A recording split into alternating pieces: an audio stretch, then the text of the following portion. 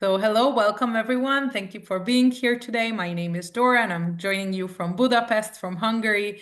And you can also find here Sebastian. I know that many of you know us already. It's the two of us who run this project already for 5.5 years now. And our aim is to introduce Jewish culture, heritage, history, and also the present day situation of Jewish communities all over the world. So we visit different cities and countries virtually, and sometimes even by real life travel. Today, I'm going to explain what that means exactly, and we learn about our joint heritage. And this is why we call this project Kesher, which means connection in Hebrew. Today is a bit of a special event. It's going to have two parts.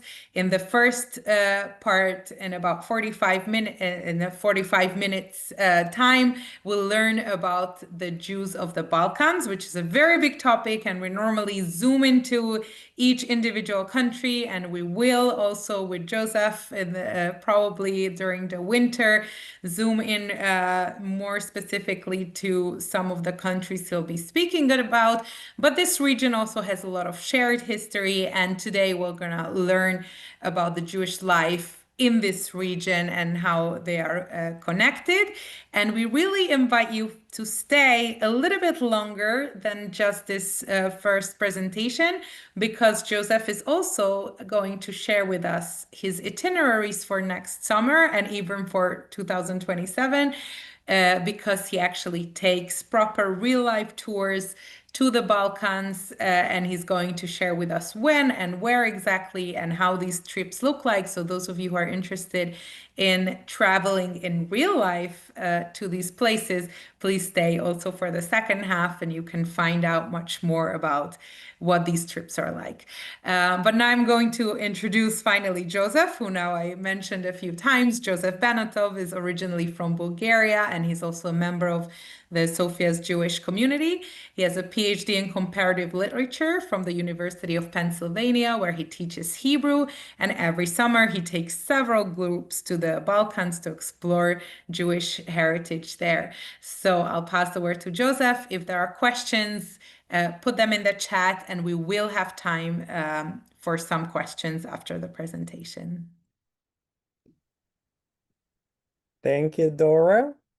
Hello, everyone. Good afternoon, good evening. I don't know if it's morning for anyone anywhere, but lovely to see so many of you join. I myself am based in Philadelphia, so I'm on East Coast time, mid afternoon for me. A special thank you, as always, to Dora and Sebastian for inviting me. I always truly enjoy participating in Kesher events, whether we're focusing on a specific part of the Balkans, on a particular community, or doing something broader as we plan to do today. As Dora mentioned, what I'll try to do today is give you a short and kind of broad overview with small samplings of examples of Jewish community life in various parts of the Balkans, and include a little bit of imagined virtual travel as we do that, but leaving sort of the second half of our meeting to discuss specific trips that we've planned and that we offer every year. I do have a PowerPoint to guide us along, so let me put it up on the screen. 1 second. Okay, everyone can see my initial slide? Okay, very good. And we will return to the specific trips that we offer later on, but just to give you a sense of how we travel and sort of the particular regions I want to discuss from a historical perspective, this is a glimpse of the combinations of Balkan countries that we have put together on various trips. to get us started with kind of one uh, geopolitical, historical map of the region, you can take a look at the present day makeup of the Balkans, which is also subdivided into the Western Balkans and then the central or eastern part. But the Western Balkans also have today sort of a political significance because most of the countries, not all, but some of the countries of the Western Balkans are potential future EU members as well, or are on the path to hopefully becoming EU members.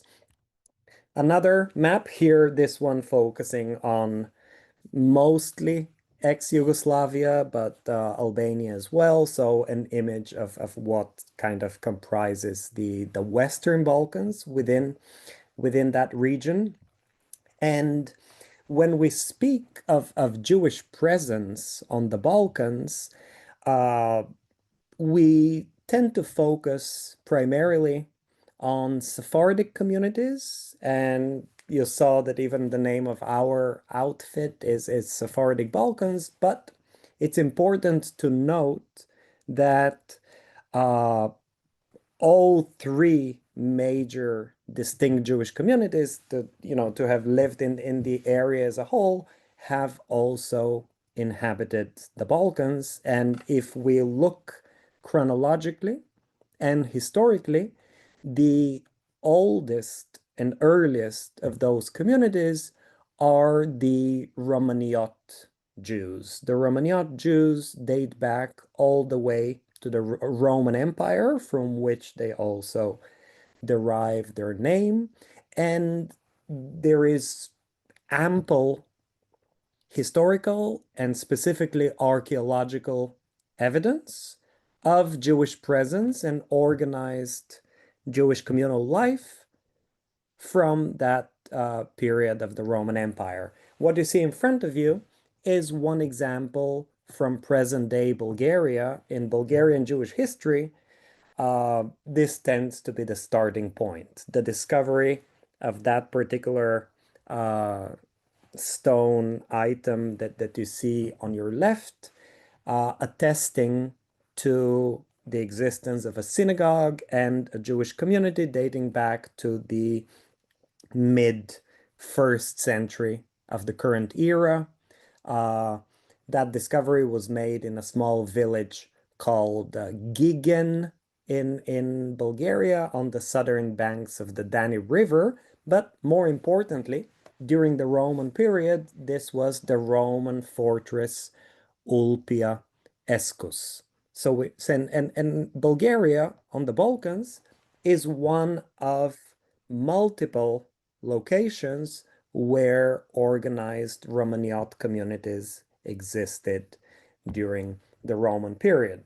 Another example, also from present-day Bulgaria, just from about 2 centuries later, in archaeological work in Bulgaria's second largest city, Plovdiv, were discovered the remains of a synagogue from the middle of the third, possibly early fourth century of the current era, proof of the existence of a sizable Romaniot community in that Roman settlement in present-day southern Bulgaria in Plovdiv. On your left is kind of a model replica of the synagogue based on the archaeological find, and most unique and notable is the fairly well-preserved mosaic floor found in excavations. You see it on your right, and today that mosaic floor is on display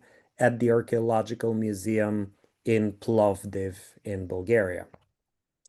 Other sites of Romaniot communal presence are, for example, Stobi in present-day North Macedonia. This is an important archaeological complex for, its broader Roman archaeology, Stobi. But from a Jewish Macedonian perspective, this is proof that the Jews of Macedonia can also, of North Macedonia today, can also trace their roots, we may say, or their earliest presence all the way to the Roman period. This is the Romaniot community of Stobi.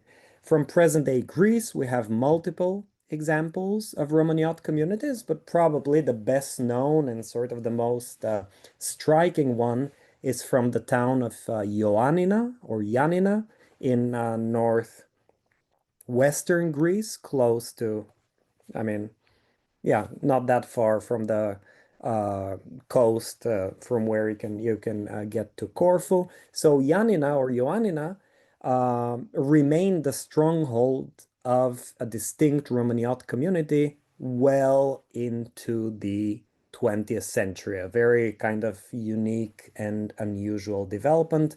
There are descendants of the Jews of Yanina who moved to the States, and in Manhattan, some of you may know, there is a synagogue called the Keilah Kedosha Yanina, the Yanina synagogue, essentially. Now, in later periods, the Balkans are sort of unique in the sense that they ended up being the meeting point of two most significant warring empires, these being the Ottoman Empire invading from the east and pushing towards the west. What you see in front of you is an image of the famous Battle of Nikopol on the Danube, which is when that fortress, that last Bulgarian fortress of Nikopol, was conquered by the Ottomans in 1397, and they broke the siege of the Western Crusaders. But in some ways, the arch enemy of the Ottoman Empire on the western side of the European continent was the Habsburg Empire. And when we discuss the history of Jewish presence in various parts of the Balkan Peninsula, it makes a lot of sense to think in terms of political reign in these areas. In other words, it was indeed in the territories of Ottoman possession where the Ottoman Empire ruled and governed. This is where we see sizable dominance of Sephardic communities.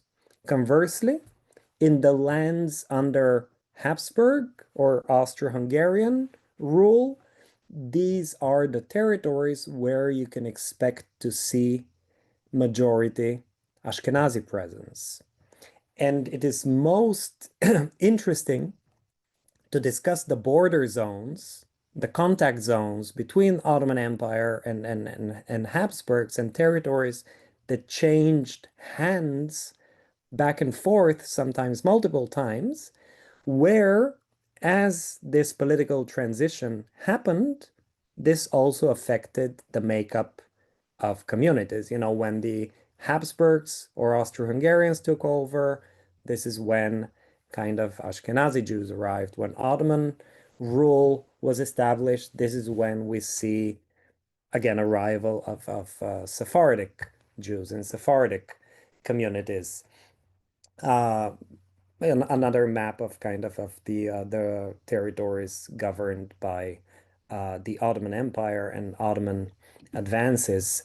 And we talk about sort of Sephardic presence in the Ottoman Empire, specifically dating all the way back to the late 1490s. You may be familiar with this map. This is the map showing the expulsion from the Iberian Peninsula, both from Spain and from Portugal in 1492 and 1497.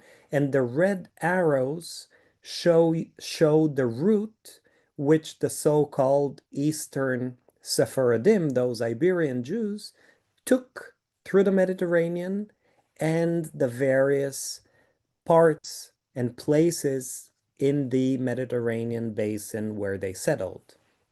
And it is well known and well documented that the Ottoman Empire received and even welcomed large numbers of those Eastern Sephardim who settled in the Ottoman Empire, which means that from roughly, the 1490s into the early 1500s, as these Eastern Sephardim arrived in waves, this was the beginning of organized Sephardic Jewish life. And as these large numbers of Sephardic Jews arrived, they encountered predating Romaniyot communities. They also encountered Ashkenazi communities who had been there before them, but in many ways, the Sephardic Jews became the majority.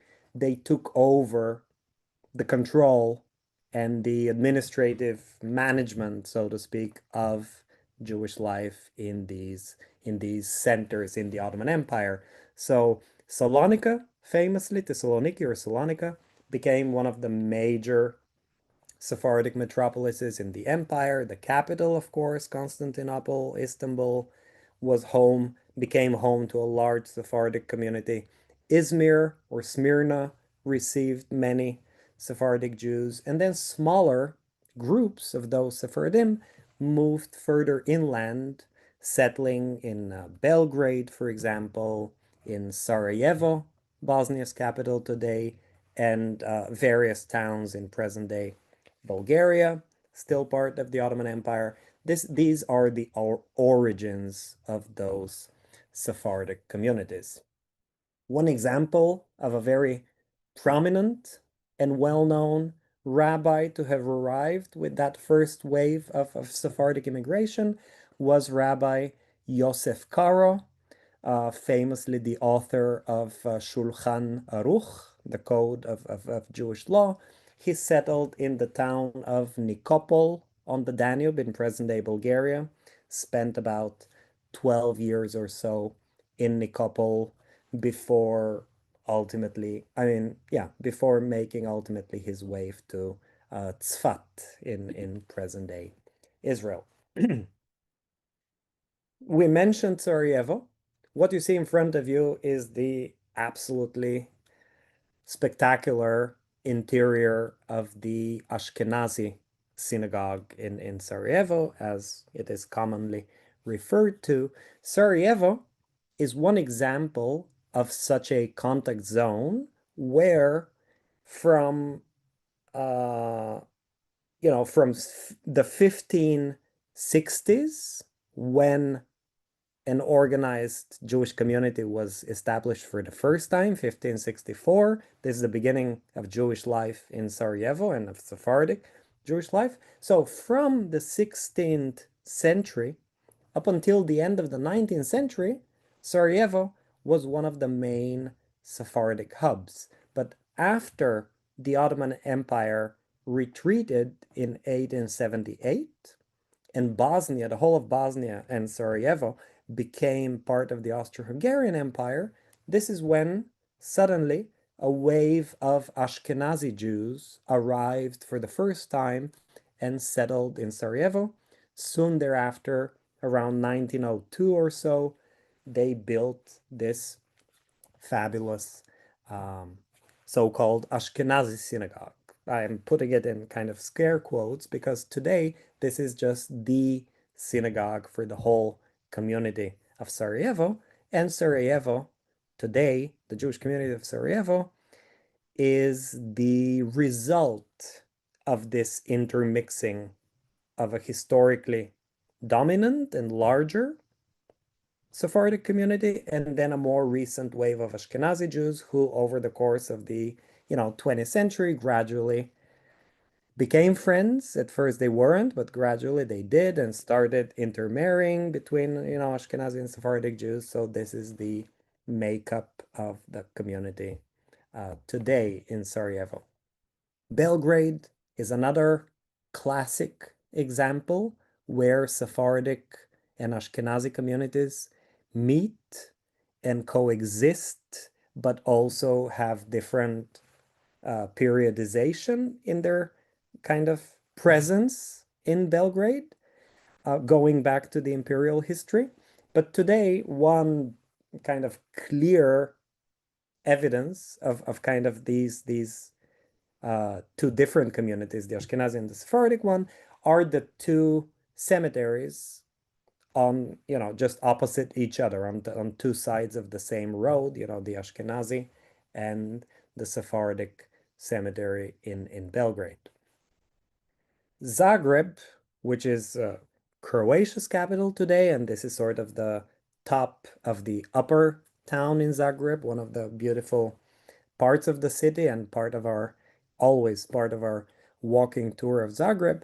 Zagreb is the opposite case, where for the majority, of its history, it was that the community was always exclusively Ashkenazi, and it was only after 1878, when Sarajevo, became part of the Austro-Hungarian Empire. This is when some Sephardic Jews from Sarajevo decided to relocate to Zagreb, establishing for the first time a Sephardic community in Zagreb, where, the Ashkenazi communities went all the way back to the early 1800s in the modern history of the Jewish community.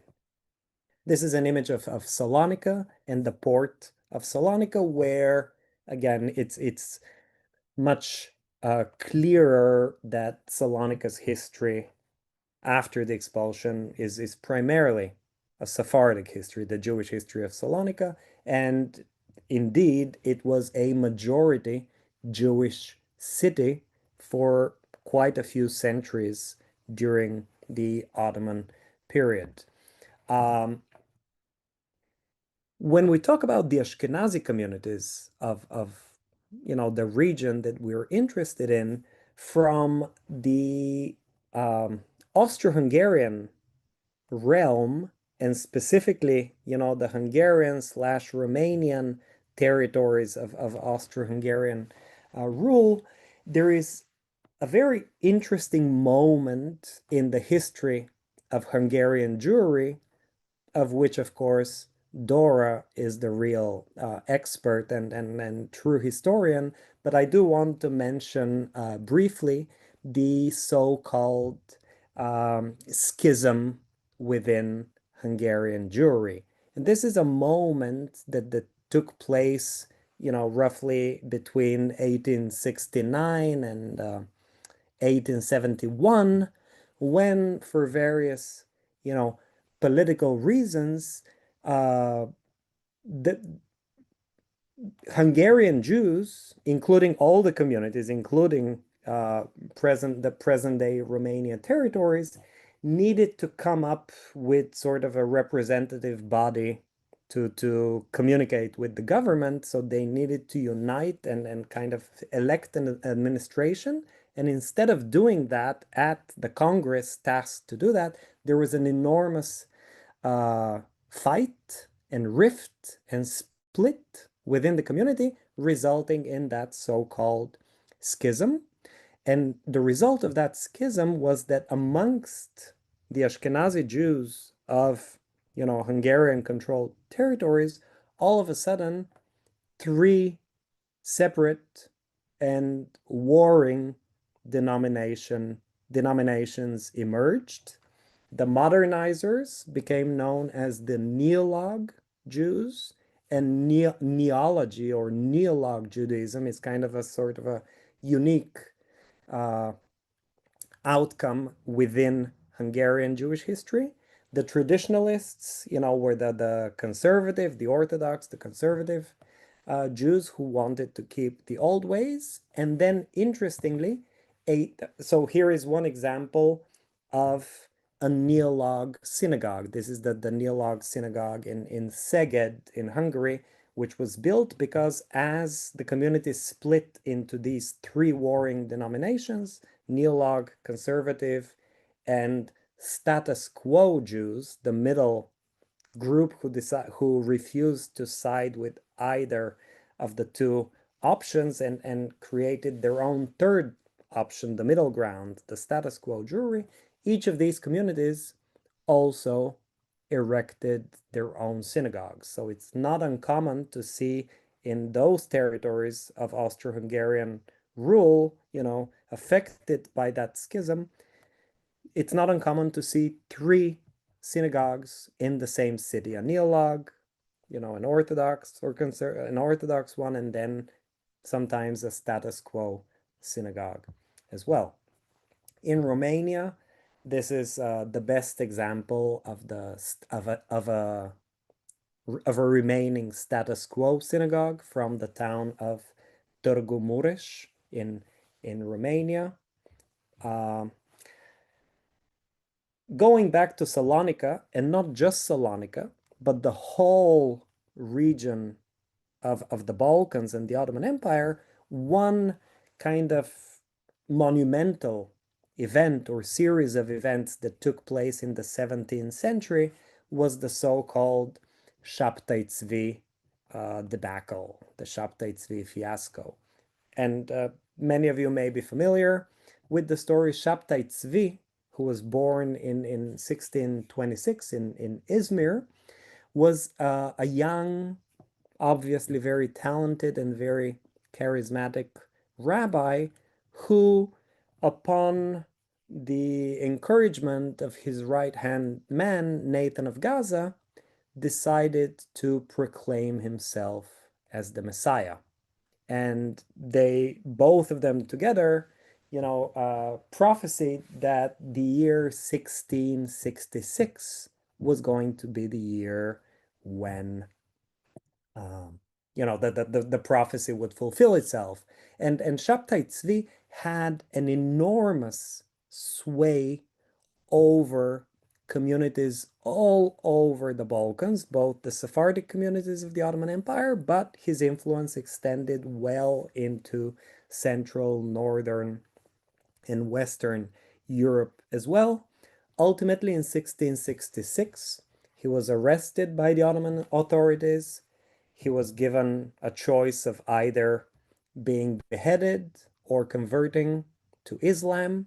He fairly easily chose the second option and converted to Islam, which of course dealt a devastating blow to all his followers across the empire who were disillusioned and realized that Șapte Țvi was indeed a false messiah.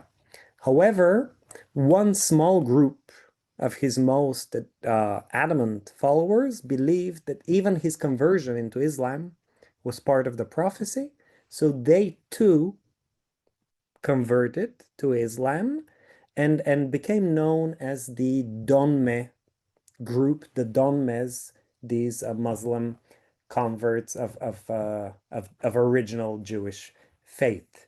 And one image of kind of the events of 1666. Șapte Țvi himself was ultimately banished to a fortress on the Adriatic coastline in a town in present-day Montenegro called Ulcin. And in Ulcin, he spent the last 3 years of his life into kind of semi-imprisonment, even though he was respected by the Ottoman authorities and treated quite well. And in Ulcin, once he died in 1676, the location of his grave became one of the biggest mysteries of sort of Jewish historiography of the region. And in the early 20th century, and even later, there were competing theories about the location of his grave and where exactly he was buried. Today, most leading historians of that kind of very minute and sort of niche topic, the location of Șapte Țvi's grave, most agree that what you see on your right-hand side is the current location of his grave, and that most likely his body was transferred from the original site where he was buried and was then reburied in the current location, which is inside the home of one local Muslim family who are tasked with guarding his grave. And it's a fascinating story. I I have been there myself. I've peeked through the window. I think this is a picture I took myself through, through the window, even though you're not allowed to enter. But this is kind of a side note of the last years of Shabtai Tzvi's life in Ulzin. An immediate corollary to that Shabtai Tzvi affair was actually a positive development. The rabbis of various Sephardic communities realized that one main reason why Shabtai Tzvi had such sway over the masses was the masses' uh, widespread ignorance, and specifically their lack of knowledge of Hebrew, and therefore those Sephardic Jews, whose native language was Ladino, Judeo-Spanish, just could not understand the language of the prayers, the text of the Siddurim, and so forth.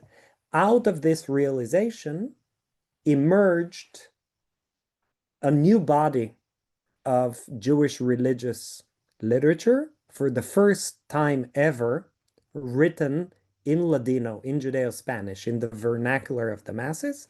And that series of works became known as Me'am Lo'ez, meaning of a foreign people.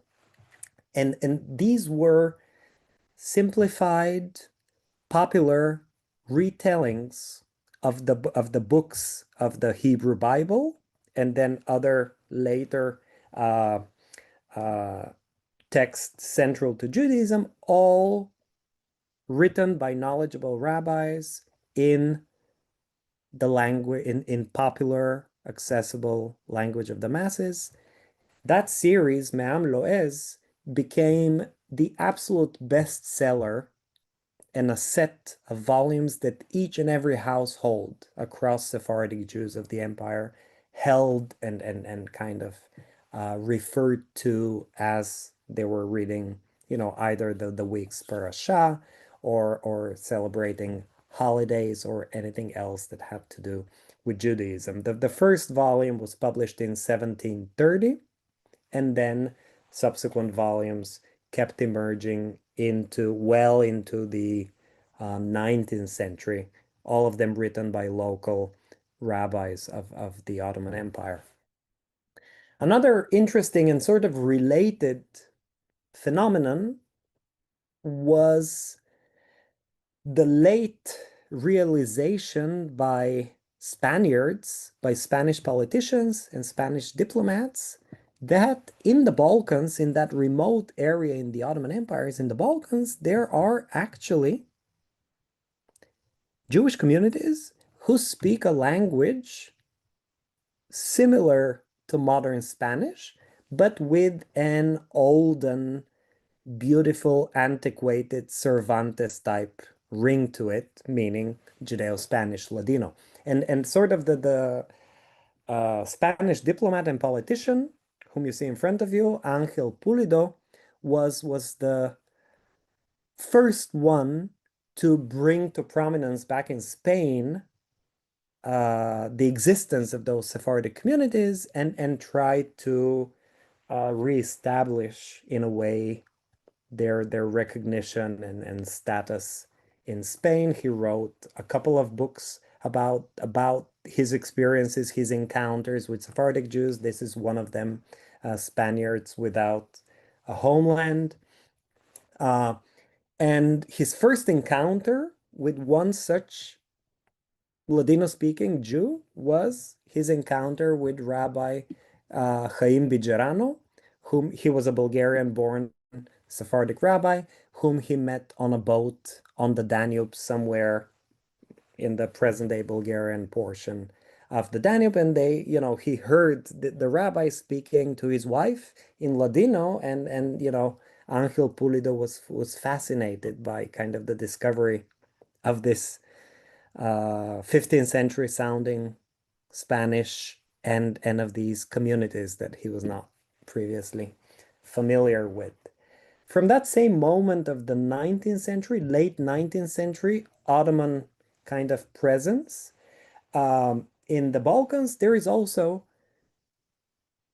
a fascinating story, which was really the invention of a new Sephardic holiday. The Jews of the Ottoman Empire decided, and specifically this particular journalist whom you see on your right was the instigator of that idea, that the Jews of the Ottoman Empire should celebrate for the first time in 1892 their 400th anniversary of their expulsion from Spain and arrival to the Ottoman Empire, and he proposed to celebrate this as a festive occasion, as a holiday, because he wanted to show the Ottoman authorities that these Sephardic Jews were loyal subjects of the empire and grateful for, being welcomed and having thrived in the Ottoman Empire.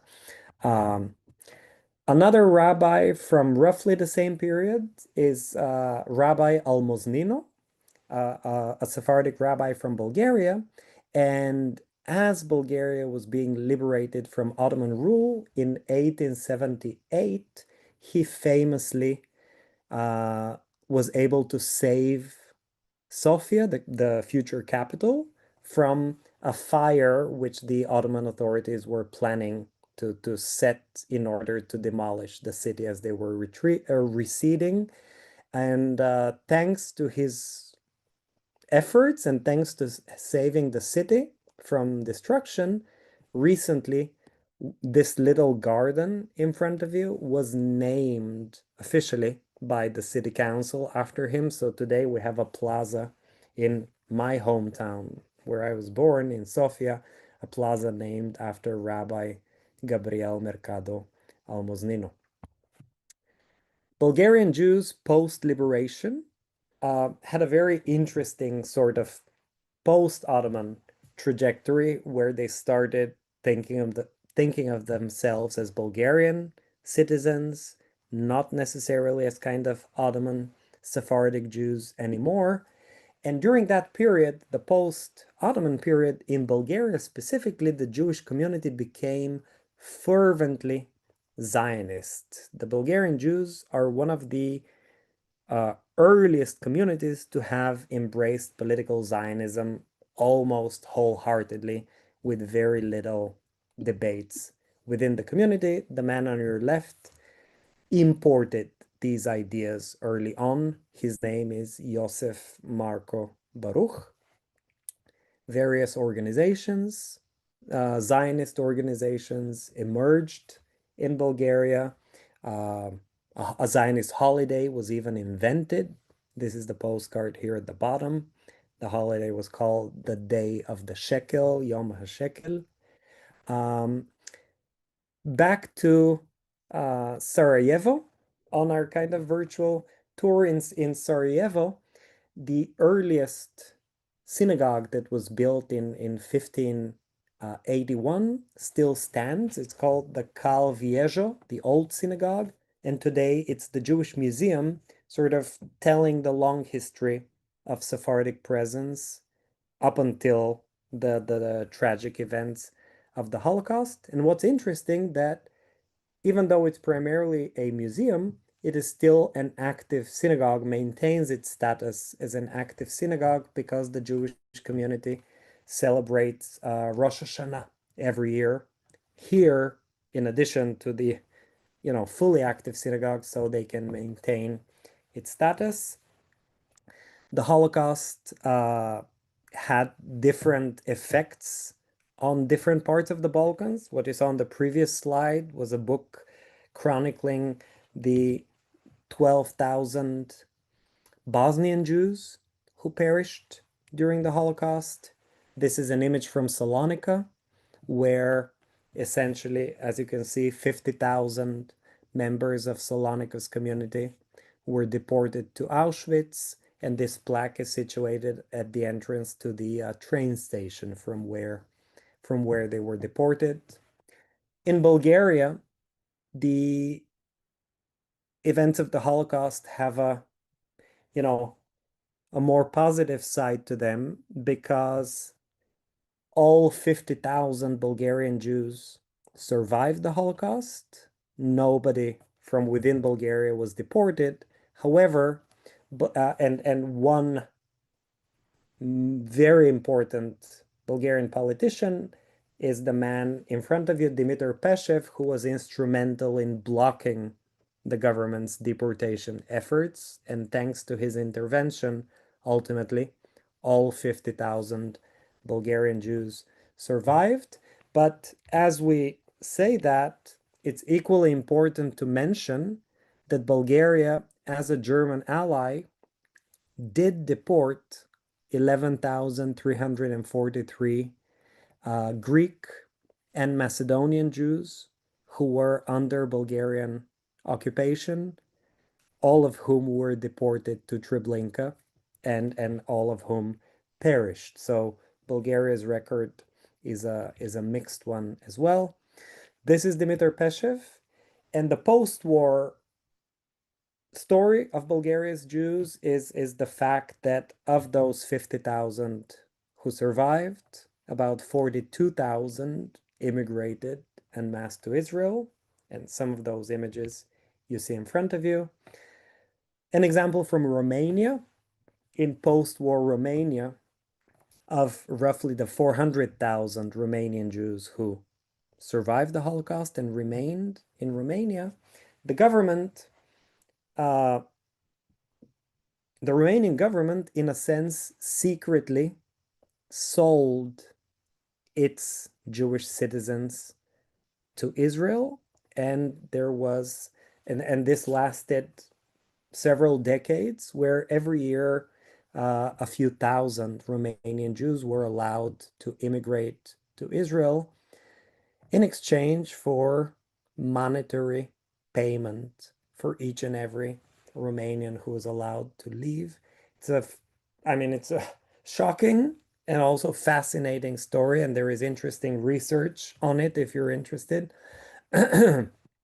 Finally, in this historical part of our meeting, I want to mention this is the cover of an interesting study, scholarly study that came out in the mid-90s, a book called Imagining the Balkans. And this Bulgarian-born historian, Maria Todorova, makes the argument that the Balkans have this unique fascination for Westerners, where Westerners imagine the population of the Balkans in Orientalist terms, in slightly or even more than slightly demeaning and degrading Orientalist terms, where they think of this pocket of Southeastern Europe as being, in a way, Asian, Oriental, backwards, less developed culturally and intellectually. I'm saying that because, in a way, somewhat of a parallel phenomenon took place amongst Jewish historians of the West, of Western Europe, and especially German Jewish historians, who wrote the Jewish history of the Balkans in similar terms, where they depicted Sephardic Jewish communities of the Balkans as having a much lower and much more backward intellectual status, let's say, compared to Ashkenazi communities. But again, it's an interesting concept that if people have questions about, we can discuss. But the fascination with the Sephardic Jews of the Balkans has both its kind of historical origins in these types of writings from the 19th century, and also a present-day version of it, where people are genuinely and truly interested in learning more about those communities today. I think I'll stop here and stop my slideshow. Thank you, Joseph. You did an amazing overview, I think, and I want to encourage everyone to stay, because in the second part, of the presentation, not only he's going to share about the itineraries of his trips, but you can see much more images and hear a bit more about these communities today. But I will read a few questions now regarding the history part. The first question was about the remains you showed in Stobi in North Macedonia. Which century is that from? Um, Early second century of the current era. Okay, wonderful. Thank you. Was there any interaction between Sephardic and Mizrahi Jews in the Ottoman Empire? So the concept, the difference between I see.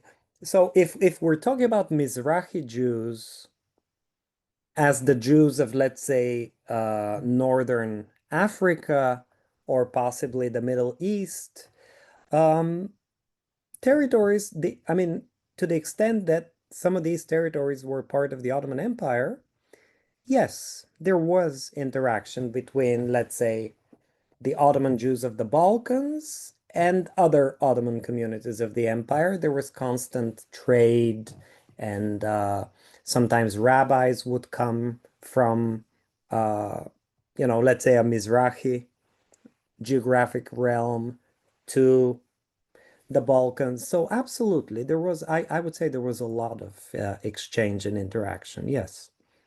Thank you. The next one is a quick one, and then I'll ask one longer one, and then we'll go to the second part. So, how many synagogues are in Sarajevo today? Well, in Sarajevo, there are three main ones: the Ashkenazi synagogue, which is the community synagogue, the Jewish museum, which I showed you, the Cal Viejo. Right next to the Cal Viejo is the Cal Nuevo, which is about 100, 200 years, uh, younger, but still from the 17th century. There is the Cal Grande, so there are more. There is the Cal Grande from the 1930s. Then in one neighborhood on one of the hills, there is the Believa synagogue. So these are buildings that remain, but the Ashkenazi synagogue is the active one, the only fully active one year round. And then the Jewish museum, again, also maintains its status as an active synagogue. Thank you. And did Jewish people in the Balkans know about Albania hiding Jewish people from the Nazis?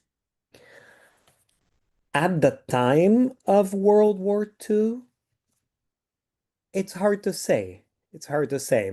Subsequently, and in more recent, present day history, yes, that story is well known and well respected. But some of those Jews that the Albanians protected and hid were, for example, Jews from North Macedonia. So it was not only Albanian Jews who were protected, but foreign Jews who made their way into Albania. And a number of those foreign Jews were from North Macedonia because, these are kind of border areas. I mean, North Macedonia borders Albania. Thank you. And I'll read one last question just because it's very interesting, and then we can move to the second part. Did Bulgaria's Peshev save Bulgarian Jews because they were Bulgarian nationals, thereby not saving the Jews from other countries residing in Bulgaria? So I mean, that's a question to which I can give a 40-minute answer and a short answer. Let's go with the short one for Sure. now. Okay.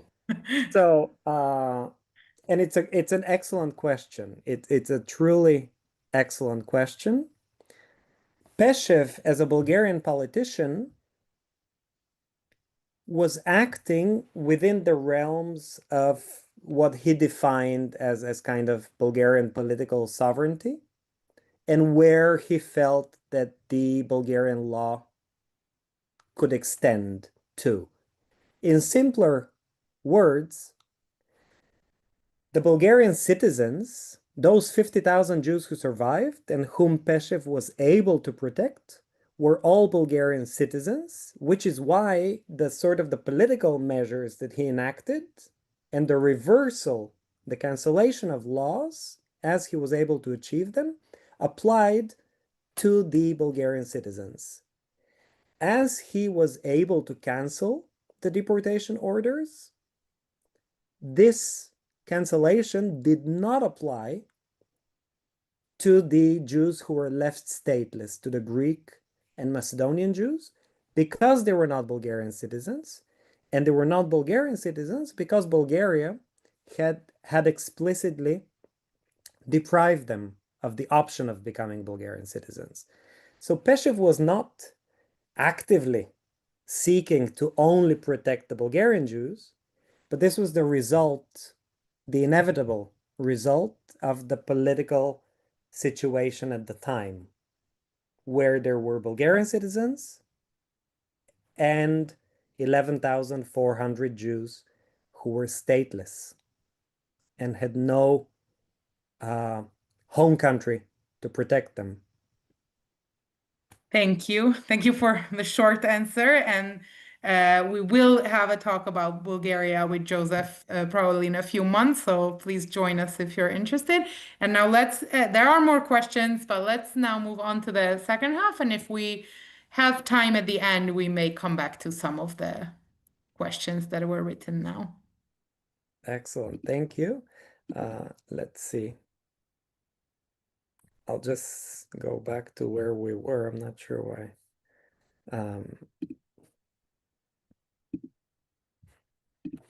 So to give you a sense of sort of how we travel through that region and kind of the type of history and present day communities we encounter as we travel, in the Western Balkans, one of our annual tours and all of our trips are offered, every year right around the same time.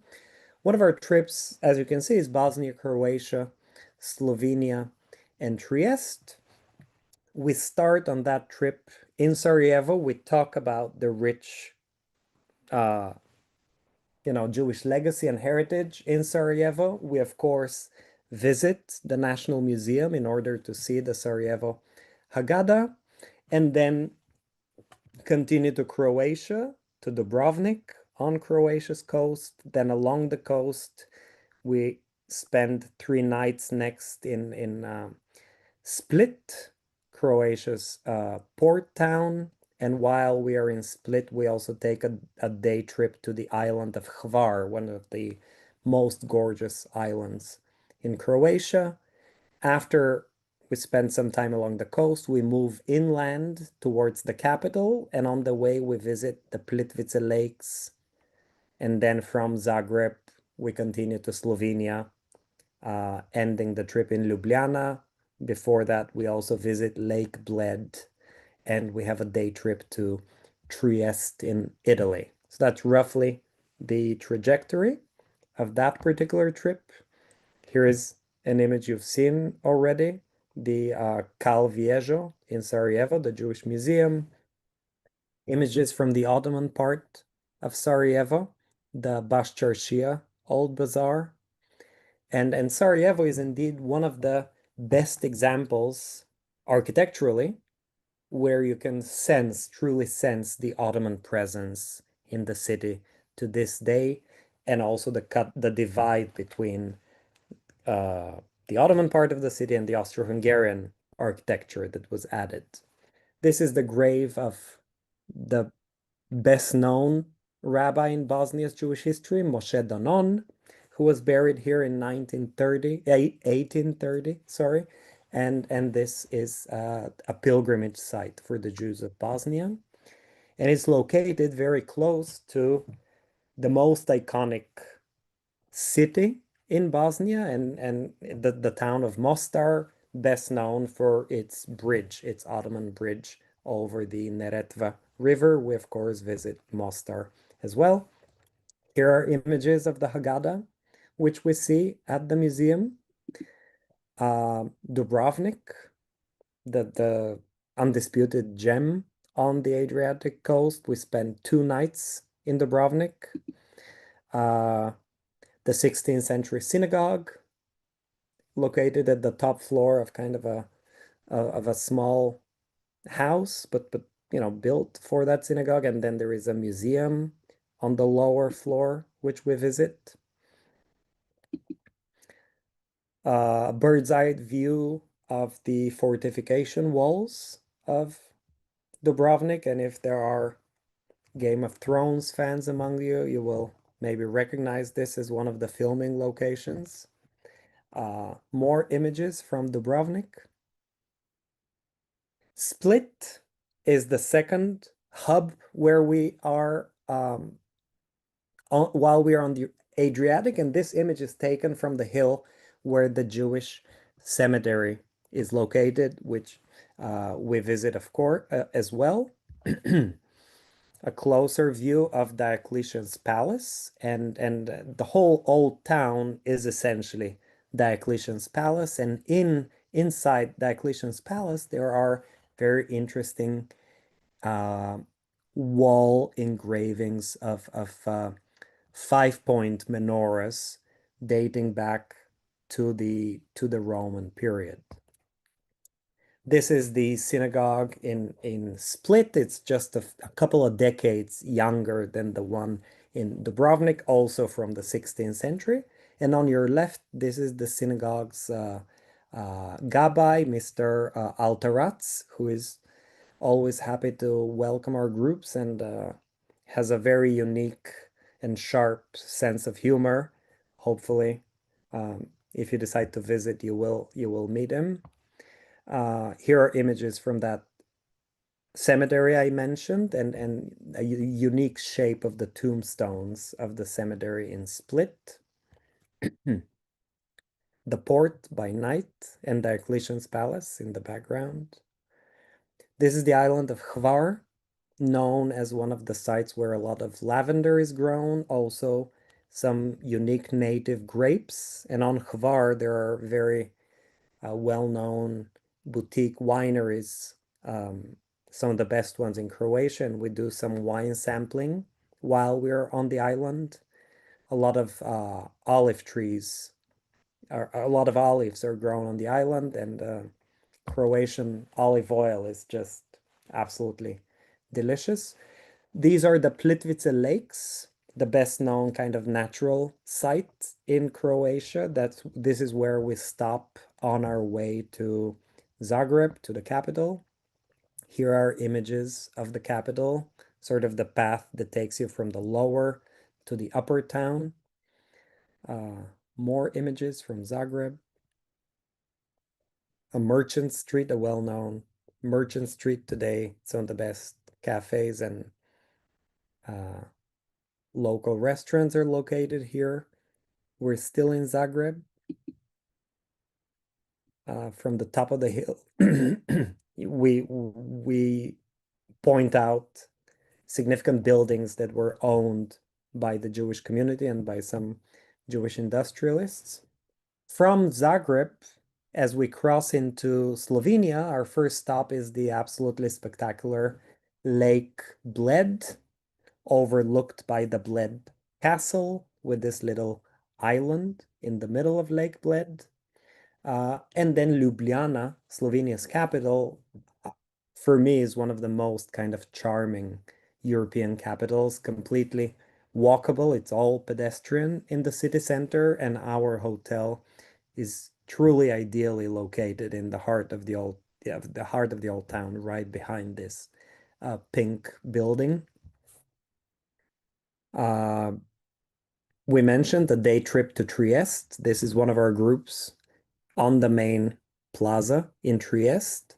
And on your left, this is the temple in Trieste, one of the most spectacular, early 20th century synagogues from the whole region. And Trieste has kind of a classic Austro-Hungarian feel to it architecturally, because it's so far up in northern Italy and because it has kind of Central European Austro-Hungarian history. Our next trip that I want to mention briefly, as you see, is Romania, Serbia, and a short stop in Szeged in Hungary. We start in Bucharest, we travel through Transylvania, we spend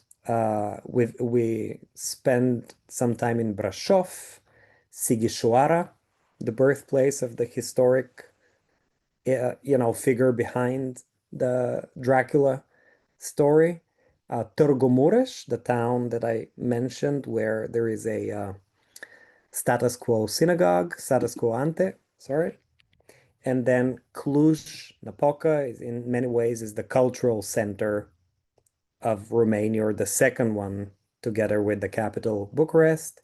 In the north, in the very north, we visit a fascinating region known as Maramuresh, where both the customs and the ways of life and even the architecture, all of it is completely different and goes back a few centuries into Romania's history compared to areas that have developed in more modern ways.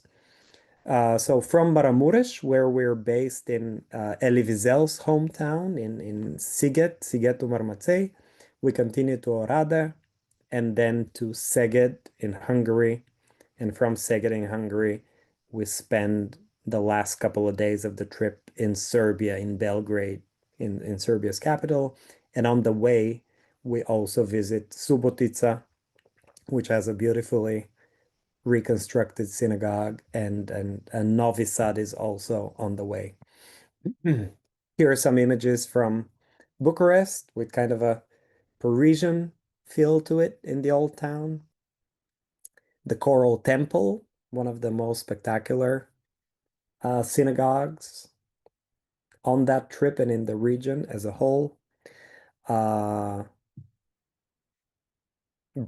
Castle is a must and kind of likely the inspiration for Bram Stoker's novel Dracula.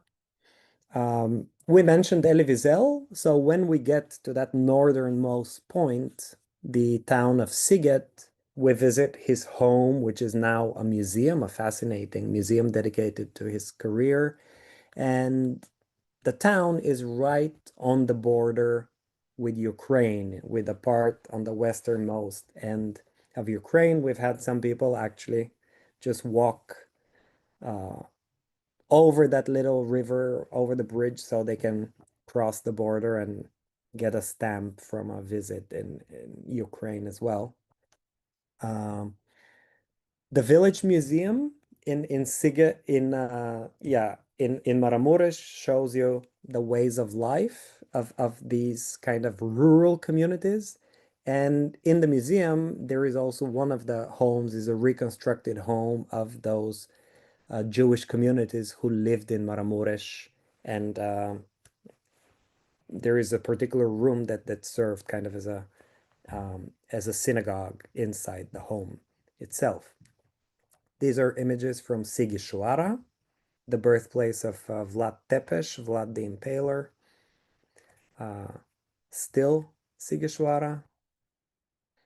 Brașov, which is one of the most beautiful Transylvanian towns in my opinion, and has a beautiful synagogue as well, which we visit. And then this is the absolutely spectacular synagogue in Szeged in Hungary. I showed you an image earlier of the exterior, but it's very ornately decorated, and it's the work of the best known architect to have designed quite a few of the late 19th century and early 20th century synagogues in the area. So this is Szeged in Hungary. Once we cross the border from Hungary into Serbia, our immediate next stop is Subotica, and that synagogue, which I mentioned, it was a multi-million-dollar renovation project, and they did an amazing job. It's truly back to its original glory after the renovation. And the town itself is quite spectacular. I didn't show you images from Belgrade, but Belgrade is a fascinating city and a great place to end that trip. And then our next combination of countries is Montenegro, Albania, and Corfu. On that trip, we start in Montenegro, in Kotor, which is in a way, for some people, a mini Dubrovnik of sorts, but I think it has unique beauty that, surpasses in some ways what Dubrovnik has to offer. But they're close, as you can see, they're quite close to each other. So we spend about 4 days in Montenegro while we're based in Kotor, on the Kotor Bay, and then we travel along the coast, making a stop in the town of Ulcin, where Shabtai Tzvi was buried, and then we cross into Albania. We spend 3 nights in the capital, in Tirana, and have a day trip to a medieval castle in Kruja. Berat is our next stop on the way, and a UNESCO World Heritage Site in Albania, and deservedly so. And the other, UNESCO old town is the town of Gjirokastra in the south, which is our last hub in Albania for the last 2 nights before we go to Saranda, a coastal port town where there is a synagogue from the Roman period, or the remains of a synagogue from the Roman period. And then we take a speedboat to the island of Corfu for 3 nights at the end in Corfu. Just a few images. This is the Kotor Bay, absolutely gorgeous, with kind of fjord style scenery surrounding the city. This is Berat, one of those UNESCO towns in Albania. Gjirokastra, the other Albanian town. This is where we spent 2 nights in southern Albania. Again, not enough images, I think, but I didn't want to overload it. But you did not see Corfu visually, but Corfu is absolutely stunning. And then our last itinerary is Bulgaria, North Macedonia, and Greece. We start the trip in Macedonia's capital, in Skopje. Then we spend 2 nights in the most beautiful town in North Macedonia, which is Ohrid, on Lake Ohrid. We visit the second largest city, Bitola, with interesting Jewish heritage. And then from Bitola, we cross the border into Greece. We visit the tomb of Philip II of Macedon in Vergina, and we then arrive in Thessaloniki, spending 3 nights in Thessaloniki, after which we travel to Bulgaria. We are based in a gorgeous wine estate for 1 night in kind of Bulgaria's best known wine growing region, Melnik. Then we spend 2 nights in the second largest city, Plovdiv, and the last 2 nights in the capital, in Sofia, in my hometown.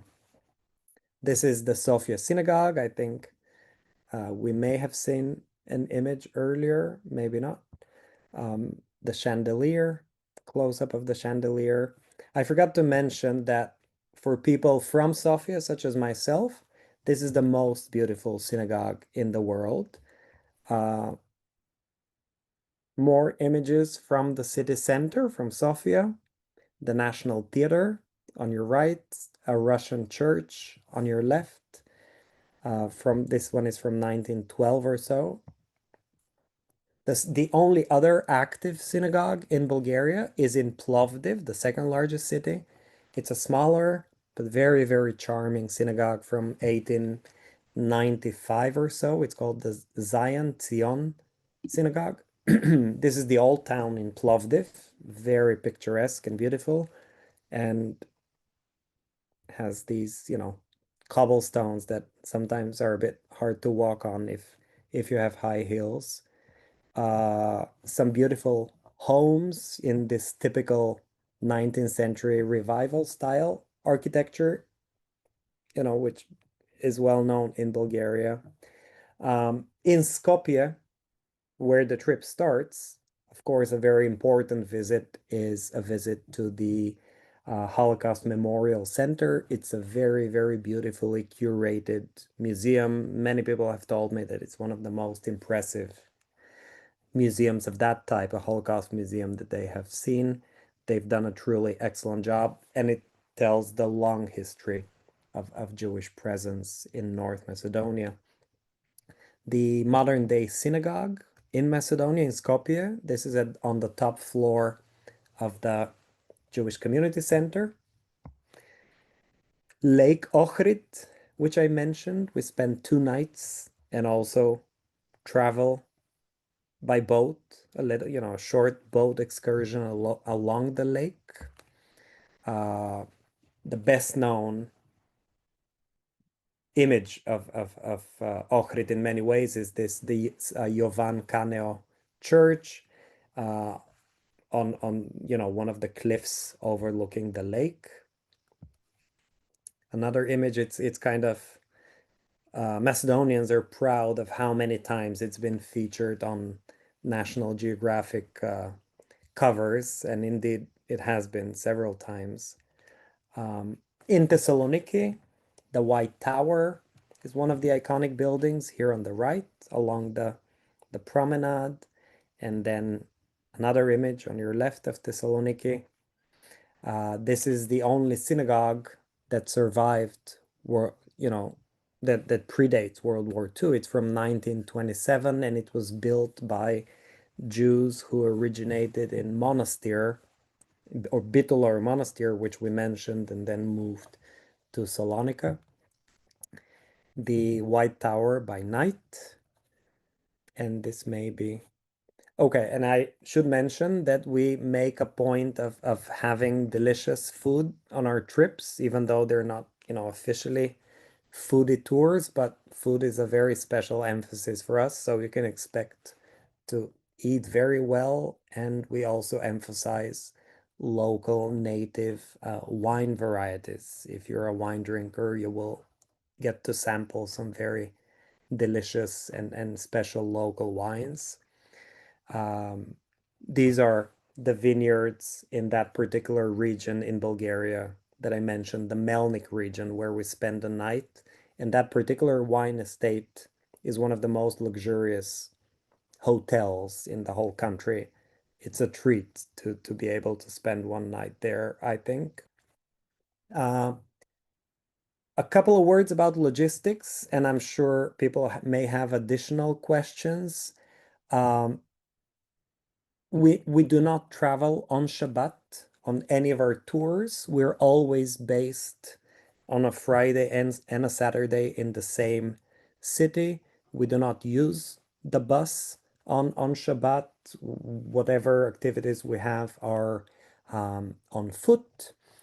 In terms of kosher food, our trips are not kosher. What we do offer is kosher style food, meaning if you do keep kosher, you're guaranteed a wide assortment of vegetarian and fish dishes during all of our group meals. And then, depending on the specific trip you're interested in, there are locations on each of the trips where you can have at least one actual kosher meal, possibly two. Group size, our official maximum is 27 on all our tours, and we always travel in a 50-seater bus. So even if it's a full group, there will be plenty of space on the bus. The activity level is moderate. I would say our main guidance is to make sure that you don't have significant difficulty walking. If you don't have serious mobility issues, our trips will be suitable for you. And then we tend to pick pretty much the best hotels in each of the cities. We look for very centrally located luxury 4 and 5 star hotels. One example, one of my favorite hotels is a 5 star hotel in Dubrovnik where we stay. Uh, just absolutely gorgeous views from your rooms, from the breakfast room. This is sort of where breakfast is served. So, imagine just sitting and observing those views, and it's always also where you can have dinner. But other hotels are spectacular in their own ways as well. So this is our website, sephardicbalkans.com. I know that Dora and Sebastian will also share the information. And again, this is our current um, schedule. All of these trips we offer annually, and for some of these, we've already announced the dates even for 2027. So if you're looking ahead, um, we we can also provide information and book people for 2027 as well. I think I'll stop here. Thank you. Thank you very much, Joseph, and thank you everyone for your attention and for being here. Now I'm going to focus primarily on the questions regarding the trips, and if we have time, we may go back to some of the questions about history. So please, if you have any question regarding the itineraries or any logistics, please feel free to put it in the chat. There was a question about safety, if people are worried about anti-Semitism in Europe in general, but what would you say about the Balkans, for Israelis, for Jewish groups? Should they worry, or is it very safe? Or in general, if you can give us about this topic. Yeah, it's a very valid and legitimate question, and on everyone's minds. I can assure you that the region is very, very safe to travel through, even if you have interest in Jewish sites and you are on a, let's say, Jewish heritage trip. Uh, in many of these places, the sort of the both the relationship between the local governments and Israel is a friendly and sort of positive one. And I would say that there aren't any sort of shocking or striking examples of recent anti-Semitism that should be concerning. I mean, I think many of you may remember uh, pro-Palestinian protests from this summer in Greece, for example. There were major demonstrations in Athens and some equivalents in Thessaloniki as well. Uh, so these events uh, exist and have taken place. I personally am convinced that the region is very safe to travel and welcoming to visitors from all countries and I think from all ethnic groups as well. Thank you. Um, does Plovdiv have a large synagogue in ruins? That's a good question. So in addition to the active synagogue that I showed you, there are archaeological remains in Plovdiv of that Romaniot synagogue, which I mentioned. The location is known, and we point out that archaeological site where the excavations were carried out. I can't say that you will clearly see, the foundations of the synagogue per se. It's really the site, the whole archaeological complex within which archaeologists identified the synagogue as one of the buildings. But the mosaic floor from that synagogue is on display at the museum in Plovdiv. Great, thank you. Do you lead all tours? Not all tours. I lead some of them, and for others, we have professional tour leaders who are part of our team.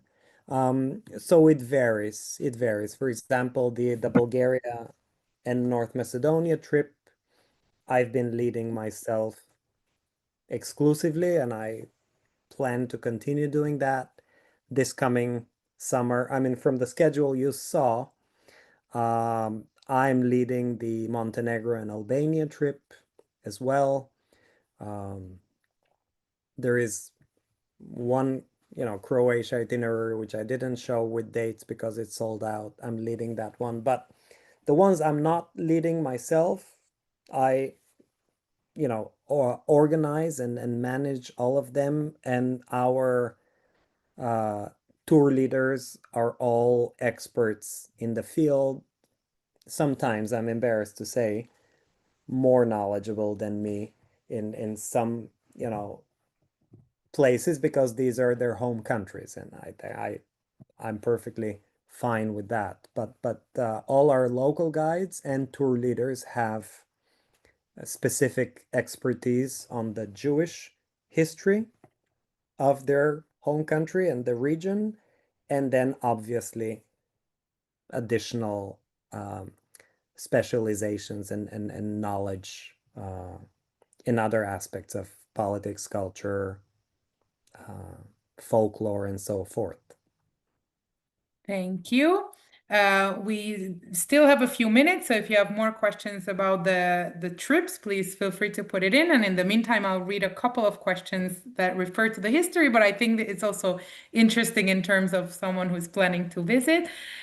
So one question was that some of the Jewish architecture in Bulgaria and in other parts of the Balkan seem very similar to the Alhambra Palace in Granada in Spain.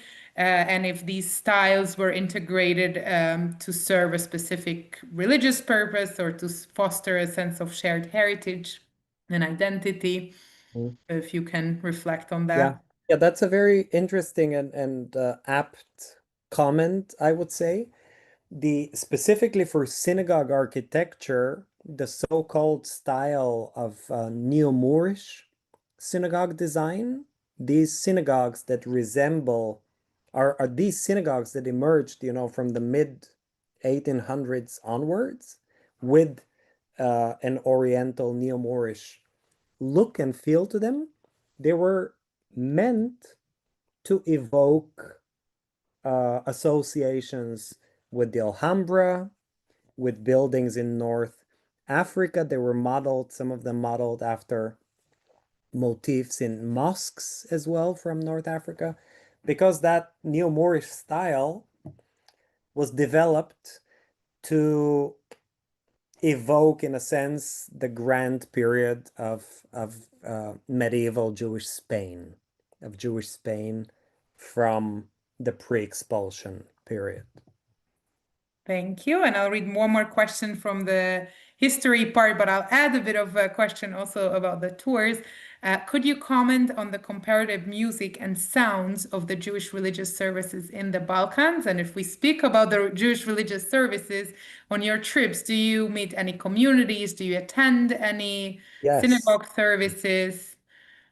So So on the second combine the two questions. second part of the question, absolutely. Meeting Jewish communities, representatives of Jewish communities, finding out about the daily life of those Jewish communities is really one core part of what we try to do. And we're always joined by local members of the communities. For Shabbat, depending on the trip, there is always kind of a service either at a synagogue or our own service, uh, depending on the trip. Um, and then in terms of comparing the kind of the musical traditions, I have to confess I'm not an expert. I would not be the best person to give you an in-depth comparison of the differences, but there is interesting literature and scholarship on this. I will say that many communities on the Balkans sing, for example, Enkeloeino in Ladino as part of the Shabbat service, and it's kind of a unique experience to hear it, sung and performed in Ladino. Thank you. And Jake says that his background is with Albert Behar and Joseph in the Gabbai of the Plovdiv synagogue. Yes. The Albert Behar, sorry. So if Jake, you want to say hello just so we can see the picture, please feel free. Oh, I see. And Hello, Joseph. How are you? Hi, Jake. Hello. He's an excellent tour guide. He's an excellent administrator. We enjoyed our trip. We spent 2 weeks in Greece, Sofia, Northern Macedonia, Skopje, and the cities in Greece and Sofia. Thank you, Jake. Thank you. And please check your Venmo account after the meeting. Thank you. thank you, Jake. And Magda, please ask. You can unmute. Excellent presentation. Thank you very much. Very comprehensive. If I just can make a comment, when you are going to go to Târgu Mureș, where you had the status quo ante synagogue, if you can go to the old Jewish cemetery, there is a beautiful and very touching memorial for people who perished in Auschwitz. I don't know if the cemetery is closed. We were not able to get there, but a tour may be able to do that. Mm-hmm. And also you were saying about the gentleman from Spain who traveled in Serbia during between the two wars and noticed a couple speaking Ladino. As far as I learned from a different class, he was influential enough to pass a law in Spain that anybody who can prove that it is originally from Spain can claim Spanish citizenship.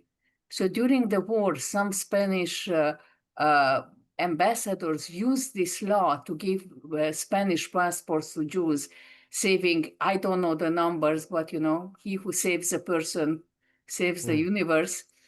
And some people got saved in this way. Exactly. Thank you very much, Magda. Thank you for adding this, and thank you for the recommendation in Târgu Mureș. Thank you. Thank you. The only comment is, yes, you said that Cluj is the cultural center of Transylvania. There is the city where I grew up in Timișoara, which also it is by its diversity, cultural diversity, multinationalism, the cultural center of Timișoara with a very vibrant Jewish life. And it's the place where the revolution in 1989 started. Just a plug. Thank you. Thank you, Magda. Thank you for sharing. So I know that there were a few more questions about historical parts, but I hope you will join us in further presentations with Joseph, where we will dive deeper into the history of each place. And also, if you got so interested, then please join one of Joseph's tours and you can experience it in real life. I just also want to mention a lot of comments, Joseph, about congratulating you on the presentation. You really did an amazing job introducing such a big region with such a rich Jewish heritage and diverse and different in so many ways. And you managed to give us this excellent overview, and it was wonderful to hear. And of course, thank you everyone for being here today and for your questions and comments and curiosity. We really appreciate it. As always, tomorrow we'll send you follow-up information, so you'll receive this recording, and you'll also receive Joseph's itineraries and contact details. So if you are interested in getting in touch or getting on one of the trips, then you'll have the chance to reach out. You can also write directly to us, and we're happy to make the connection. So either way, you're welcome to reach out to us. So thank you very much, everyone, and thank you, Joseph, once again. Thank Thank you, you. everyone. Thank you. Merci. Thank you, everyone. Have a wonderful rest of the day or good Thanks. night, depending on where you are. Bye, everyone.